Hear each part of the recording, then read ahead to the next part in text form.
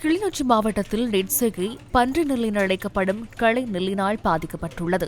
இது தொடர்பாக ஆய்வுகளை மேற்கொள்வதற்காக பத்தலைக்குட நெல் ஆராய்ச்சி நிலையத்தின் பிரதி பணிப்பாளர் RMNH சேனாநாயக்க தலைமையிலான குழுவினர் புளியம்பொக்கொனை கமநலசேவை நிலையத்துக்குட்பட்ட பெரியகுளம் பகுதியில் இன்று களவிஜயம் மேற்கொண்டிருந்தனர். இதன்போது களை நெல்லினை எவ்வாறு கட்டுப்படுத்துவது குறித்து விவசாயிகளிடையே விழிப்புணர்வு முன்னெடுக்கப்பட்டது. நாங்கள் வந்து பயிரிடாமல் going for the farmer சாதாரணமாக வந்து இந்த வீதியில் இந்த கலை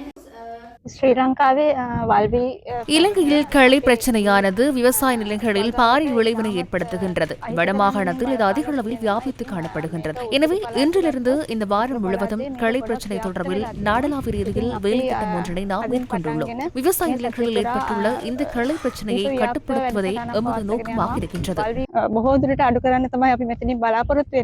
நாங்கள் பன்றி நெல்லை கட்டுப்படுத்துவதற்கான ஒரு விழிப்புணர்வு நிகழ்வை நடத்துவதற்காக பத்தலகோட ஆராய்ச்சி நிலையத்திலிருந்து விஜயம் செய்துள்ளார்கள். அது சம்பந்தமான வயலால நாங்கள் இப்ப எல்லாரும் பார்வையிட்டு இருந்தோம். பன்றி நெல்லை நாங்கள் எப்படி கட்டுப்படுத்துவது சம்பந்தமாக சில அறிவுரைகளை அவர்கள் எங்களுக்கு சொல்லி இருக்கிறார்கள்.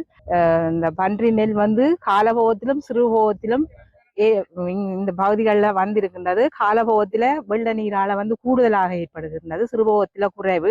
சட்டி கலப்பையும் மட்டப்படுத்தலையும் மேற்கொள்வதன் மூலம் வந்து பன்றி நெல்லை கட்டுப்படுத்துவதற்கான ஒரு தீர்வு எங்களுக்கு கிடைச்சிருக்கிறது. அதை விட நாங்கள் இப்போ இன்று விவசாயிகளை அழைத்து அது ஆரம்பத்திலிருந்து எப்படி இந்த களநிலை கட்டுப்படுத்துவது தொடர்பான விழிப்புணர்வையும் நாங்கள் மேற்கொள்ள இருக்கின்றோம்.